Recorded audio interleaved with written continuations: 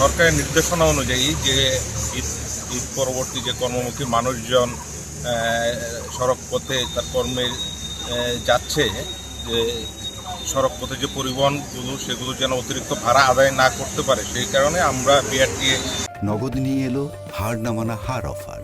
সর্বনিম্ন 10,000 টাকা রেমিটেন্স নগদে পাঠালে থাকছে স্বর্ণের হার জেতার সুযোগ।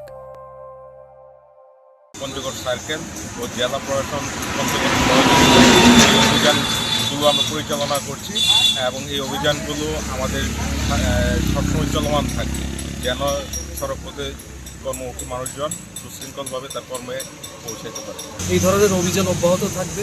আমরা সর্বোচ্চ চেষ্টা করতেছি যাতে মহাসড়কে যারা ফেরত আসছে বা বিভিন্ন গণপরিবহন ব্যবহার করে বিভিন্ন জায়গায় যাতায়াত করছে, তারা যাতে নির্বিঘ্নে যে কোনো জায়গায় পৌঁছে যেতে পারে, সেজন্য জেলা প্রশাসন থেকে এই ধরনের অভিযান অব্যাহত থাকবে।